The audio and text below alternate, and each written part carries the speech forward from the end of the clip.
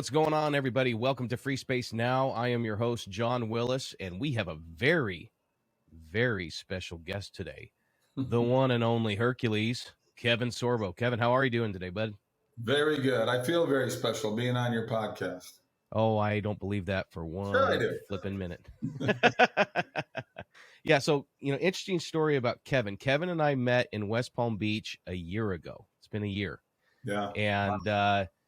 And he was a mutual, we both have a mutual friend, Yaku Boyens, who's the president of FreeSpace. And Yaku called Kevin, said, hey, you got to meet John. And so Kevin shows up at the lobby at the Hilton Hotel, looks at me and he goes, I have no idea why we're meeting. And and that's what started our friendship, folks. Funny story is that's the same thing that my wife said when I met her. She goes, I have no idea why we're meeting. I have no idea why I'm meeting you. Yeah, and that's, and the rest is 4 kids later. Yeah, so, as soon as I saw Kevin, I mean, he had a PXG golf shirt on, or actually his golf hat. And Sure. that's the brand of clubs that I play on the golf course and brand of clubs that I throw. And yeah, so we both have golf. By the way, John, I'm coming your way. I'll be at the fight night there in Scottsdale, Arizona, and I'm going to play a round of golf with Bob Parsons, Mr. PXG himself. Dude, well, that's awesome. So I'll see if he'll let you tag along. Heck yeah! I mean, I just bought the Gen 4 driver. I've got the full set. And, heck. Scottsdale National. It's his course. It's a beautiful golf. Yeah, course. It's brand new course. I think he opened it 3 years ago. Actually, about 3 years ago, probably. Yeah, I played out there a couple times with Alice Cooper already as well. Yeah, that's awesome. Yeah, I'm a big fan of PXG. I'm just dropping names here, John. That's all I'm doing. So. Hey, that's awesome, man. Yeah, let's see, who do I play golf with? I played with my dad. That's kind of a big deal. That is a big deal. That is a big deal. I love that. I love PXG, man. I mean, I don't know if they have it out in Florida yet, but they actually have retail stores here in Arizona now. And so they do all the club fittings, and I mean, it's a really slick brand that Bob Parsons put together. And for those of you who know nothing about golf and who have no idea what we're talking about, it's okay. You're missing out big time. But yeah, we just actually had the Phoenix Open here a week or so ago, and very exciting. I watched it. It's pretty exciting. Oh yeah, it was great. You got the 2 hole-in-ones with the beer waterfall. There were 3 hole-in-ones. 3 hole-in-ones. All right, that's right. I forgot about the third one. But yeah, for those of you who don't know about the Phoenix Open, that is the tournament to go to if you are a raging alcoholic, because it is nothing but a party. I remember going to the Phoenix Open as a kid, where you actually sat on the grass. Now they have grandstands on virtually every hole. Yeah. So just imagine going to like an NBA game where you have, like an arena type setting. They actually have that on the golf course here, and it is. I got to get an invite back for the Pro-Ams because I haven't played it in years. I played it a couple times before, but it's been a long time, and I had a blast doing it. Oh man, that's awesome. Yeah, a buddy of mine, he played in the Pro-Am. I think it was about 4 years ago. And I'm willing to bet he shanked every single.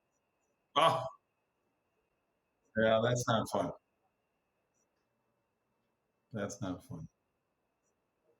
Oh, Kevin, I'm grateful that you're here today. Kevin, he's on our advisory board with FreeSpace. He's been here pretty much since the start, since we pretty much launched the platform a year ago. I do a lot of speaking events, and I pass out a business card for FreeSpace at every single one to, whether it's 500 people or 2,000 people, let them know about it, because it's a place people can go and not worry about getting taken down for speaking the truth. It's as simple as that. Facebook banned me about 9 months ago now. I was talking about COVID a lot, which is still on the news every day. But I was talking about what other doctors were saying about mask wearing, about the vaccine, all this kind of stuff. If I said it today, they wouldn't have taken me down. 9 months ago, I was like, you can't say that. Well, these are 1,000 doctors in Europe that are saying this about it. What do you guys think? Oh, you can't post that. I go, but I'm just posting what these doctors are saying. But it's crazy, it's just, but what you guys do is you've opened it up to have people sit there not being afraid of speaking up their mind, and you can have different opinions and you won't get attacked and taken down. I'm sure there's going to be trolls everywhere, but that's what people do for a living. They love to attack people because they don't like who they are, like their own lives. So they want to drag you and I down to live in the misery that they live in. But I don't let that bother me. I post things that are funny and truthful. It's as simple as that. And that's why we have FreeSpace. I mean, FreeSpace is all about being more positive and also allowing that free flow of information. We've kind of done a little bit of rebranding over the past few months, where you have Facebook that's introduced the new Metaverse, which is an alternative reality. If you've seen the Spielberg movie Ready Player One, it's Facebook's way of trying to get all of society to live in this fake world where you can be anything that you want, just not yourself. And we're what a way to live life. Oh, I know. But for us, we're kind of like what Mr. Rogers says. It's you I like. So be real, be you. We don't want you to create this alternative version of yourself. We always say that Metaverse is a new way to lie to yourself. And no question. I mean, there's peace in honesty. There's peace in truth.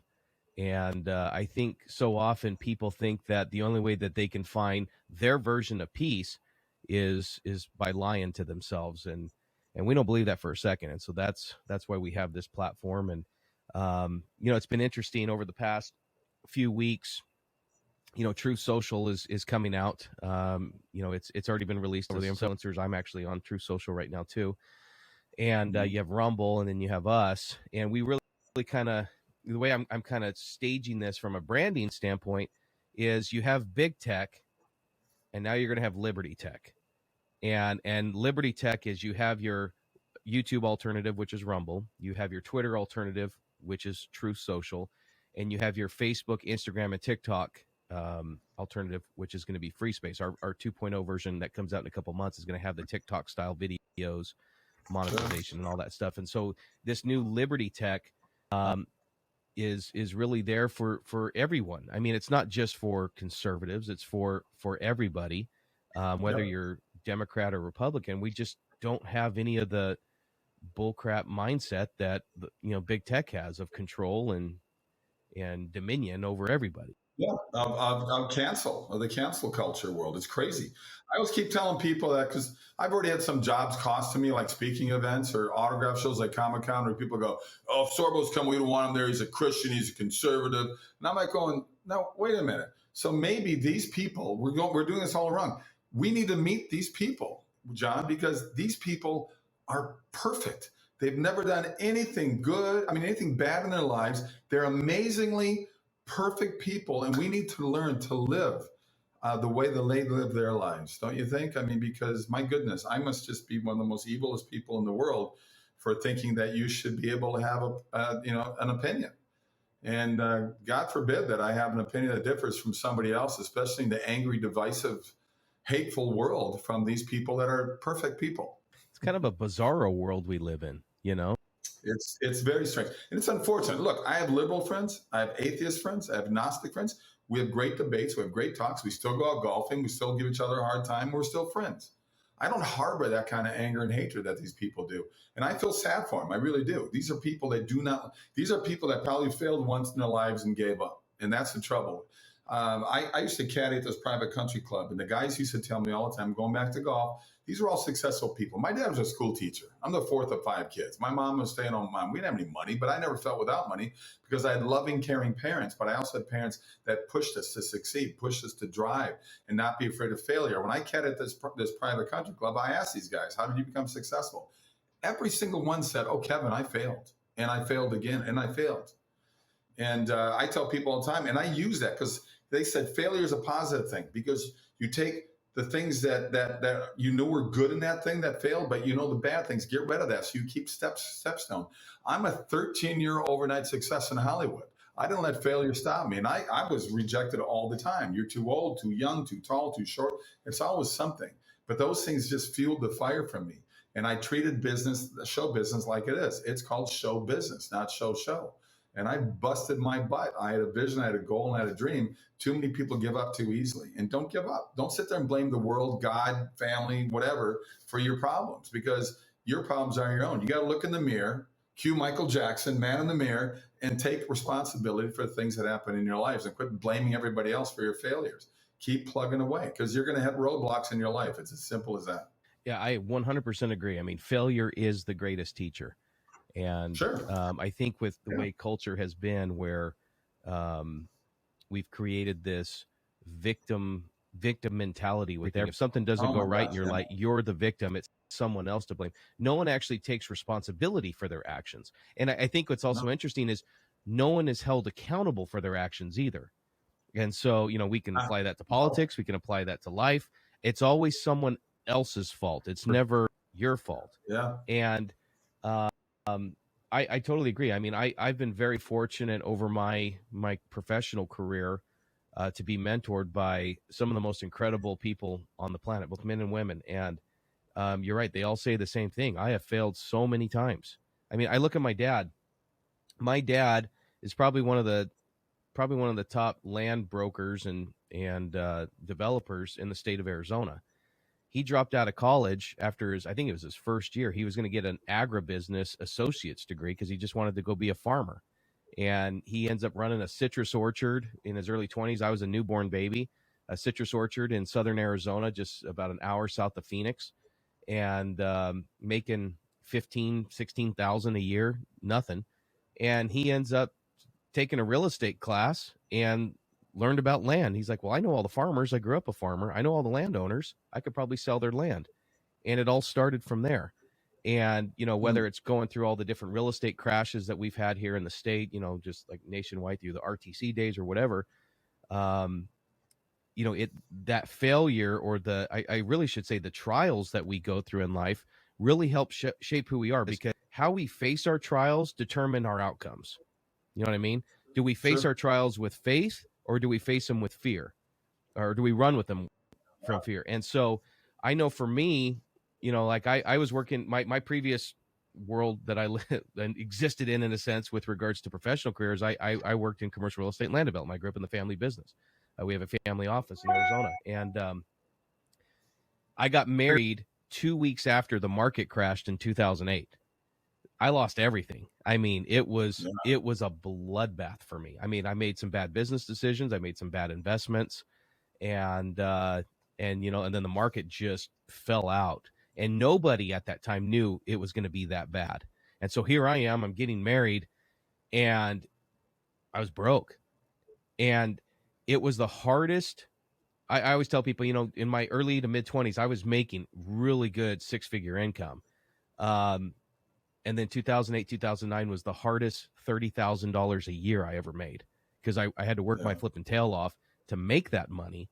And it was hard on the marriage was really hard the first few years, because you know one of the first or one of the main causes of divorce is financial related. I always tell people Sure. the main cause of divorce, or the leading cause of divorce, is marriage, and then the second is Yeah. remodeling your home. But the financial is always a big thing. And so, but during that time, we really had to rely on our faith and rely on God, because God was teaching us something. He taught, he had to humble everybody, because I think when you live that high, when you as a society or a culture are that successful, at some point we have to be humbled to remember that we have to rely on Him. And so so it was a real humbling time for myself, and I really found out what I was made of. I could have filed for bankruptcy. I didn't. Worked out all my debts, figured all that out, and then end up being, finding a lot of great opportunities and success as things started to come back. Well, John, as you know, I mean, we live in a country that you can have success Yeah. even after falls. I mean, this country is built on individuals. It wasn't big government. Yeah. It was built on people that had a vision, from the Fords and the Rockefellers and whatever else out there. And this country still has that opportunity to have it, but we're trying to destroy it now. Yeah. We have half the country that believes socialism and communism is a good thing. Where has that ever worked in the history of the world? It's never worked. And it's amazing to me that people just, like you said, people just giving up. And they go, well, it's, once again, it's your fault. So you just pay higher taxes and pay for my existence. And it's amazing to me that we've done that. And a lot of that comes from our education system. Oh, sure. And the one blessing of COVID is people are finally waking up to see that the babysitting service we call the public education school system is just destroying our kids' minds. And they've been doing it for decades. Mm-hmm. It's just accelerated over the last 15, 20 years. And now you see, we're reaping those rewards right now from people who are just lazy and they just want everything taken care of for them because they want to blame everybody else. But I'm glad that 2 million more kids now are homeschooled because of COVID, which I think is fantastic. I mean, people have been conditioned that our country's supposed to be about equality of outcome, not equality of opportunity. And everything about liberty is based on equality of opportunity. We all have the opportunity to be successful in any way that we want. It just requires a heck of a lot of work, experience, getting education. And I don't mean like a formal education. I mean, there's life education that, some of the wisest people I know dropped out of school in grade school, But yeah, I mean, it's, when you look at society now, like I said, it's a bizarro world. Everything's just kind of flipped on its end where nothing really makes sense anymore. And I use this saying a lot. I say, morality is now considered immoral. Common sense is uncommon. Good is considered evil. Evil is considered good. We're changing the definition of words. And it's like, when they started tearing down like statues, I said, what? So we want to erase history like it never existed. Which is insane. Well, we got to clarify that, Kevin. Nobody's perfect. It was they're tearing down Abe Lincoln statue. They're taking down Teddy Roosevelt. Send that statue to my house. I want to put it in my front yard. Teddy Roosevelt was a bloody rock star, and he's done a lot more in life than most people have done. But we're going to sit there and get rid of him because he maybe did this one thing. And once again, these perfect people living in our today world that are deciding to tear it down. I do find it ironic, though. I do find it ironic that a majority of the statues that the Democrats took down were all Democrat generals in the Confederate War. Oh, we don't want to talk about that. Unbelievable. Well, once again, it's the hypocrisy of these people because they show it every day. All right, I'm going to talk about something positive. I got 4 movies coming out this year. 2 of them I directed. People need to go to sorbostudios.com, sorbostudios.com, and find out what's going on. I finished the Reagan movie with Dennis Quaid. That's coming out sometime around November. I play as pastor. Dennis Quaid plays the president. It's a great movie. I've got another one called Miracle in East Texas, true story set in 1930, talking about a hard time. That was during the Depression. You think we live in hard times now? Go back to what the Depression was actually about in America during that time. I got a wonderful documentary called Eating with the Enemy from Brent Miller's company. Eating with the Enemy deals with the Last Supper. I love that title. It deals with the disciples because a lot of them kind of turned into enemies of the Lord because when not only Judas and Thomas, of course, but a lot of disciples, when he was getting crucified, Jesus, people said, "You were with him." They're going, "I don't know the guy. I don't know what you're talking about." So it's going to be a wonderful documentary. I hope those people see it. And I've got another one coming out. My mind just went blank on it. Oh, it's called Trailblazers. It's a Western, faith-based Western. But go to sorbostudios.com and find out a lot of good things coming down. Oh, Left Behind. I just finished directing the Left Behind movie, Rise of the Antichrist. We got a great cast. That will come out sometime around November as well. Nice. And you also filmed a TV pilot with Jaco Boyens. Jaco Boyens. He was the director and the producer and the writer of Pieces. Yep. We hope that gets rocking pretty soon. We shot that in Northern California. Thank God I wasn't in LA for it. We shot up in the beautiful mountains of Mount Shasta up there. It was great. Is it true that if Gavin Newsom's on set, no one has to wear a mask? It's so amazing, isn't it? I mean, you look at the Super Bowl there in Los Angeles, you had 90,000 people. Nobody wore masks. There was a few people, but it's just silly because it's already proven masks don't do anything. The CDC came out and said it. Johns Hopkins University came out and said it. But let's keep muzzles on kids who have the highest immunity system out there. It's like it's insane what we're doing. And the majority of people filling up hospitals right now are people that have been double jabbed and boosted up. They're filling in because they're turning down people in hospitals, coming into hospitals that haven't been vaccinated. Well, then who's filling up the beds right now? Can we wake up people to what's going on out there? Because it's crazy what we're doing to the world. It's absolutely insane. Yeah, I jokingly say if news reporters or like Jen Psaki or someone read all the mandates from the government with a German accent, everything would make way more sense. It would make perfect. You must show the papers. You must show the vaccination card. Well, look what Trudeau's doing up there. I mean, I'm sorry, Castro's doing up there in Canada right now. It's really sad, and what they did to Australia as well. We haven't worn masks here in Florida in a year and a half. People wear them, but most people do not. I mean, the people that are elderly, the average age is still 80. Don't attack me, people out there, because I say COVID's not real. Of course, it's real. But they actually, Johns Hopkins University came out and said the 850,000 deaths they said happened because of COVID is really like 150,000, which is still 3 times more than an average flu season. So it was still bad. But the average age is still 81 years old, people, and most people have pre-existing conditions.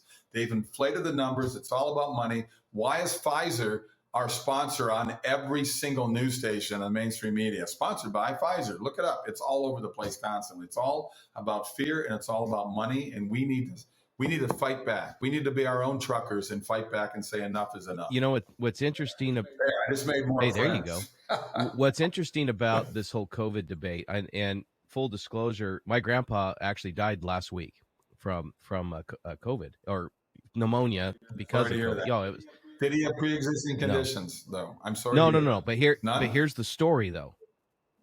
Okay. He could have survived, and it was the way the hospital treated him that killed him. And we are furious as a family right now because and you should and here's really what COVID has done. COVID has it has created a 100% mistrust of the medical system. Like where we can't even trust our doctors anymore because we don't know if our doctors are getting paid off, if they get certain kickbacks from pharmaceutical companies, like right now with our family, and prior to COVID, I mean, we're like, if you get hurt, go to the hospital. But now we're like, if you go to the hospital, you're probably going to die. And that was our thought with my grandpa. Like my grandpa, he got COVID. We treated him at home. We had a doctor come in, take care of him. We did the ivermectin and the hydroxychloroquine, colloidal silver for the breathing treatments. I mean, we did everything, and he beat the COVID. But it was the pneumonia, because he's 92 years old. It was the pneumonia that was really hard on his lungs, and we just couldn't get his O2 up. And he was exhausted. And so finally, we had to make that decision to send him to the hospital, and they got his oxygen levels up. But then that's when everything went to hell. That's when they stopped giving him food and water. He threw up in his oxygen mask, and it was in his mask for 4 hours, and he inhaled the vomit into his lungs, and it gave him an infection. Oh my God. They had the IV wasn't in his vein; it was in his skin, and they had like the end of life nurse come out of the hospital room, and we were literally the day before saying, "Okay, we're going to be transferring him to this nursing home to recover, and then he'll be home." That was the plan with the hospital, and now they were planning his death. And then after he passed away, the mortician, who's a family friend, the mortuary was going to come out. I don't think they call them morticians anymore. The funeral director was coming out to collect his body. They already shipped his body off to some science center in downtown Phoenix, and he had to go all the way out there to get it because the funeral home director or whatever, he said that that's just another way for the hospital to bill you for something. And so it's just all become a money-making scheme. And well, we pay them with our tax dollars $19,000 for every COVID case.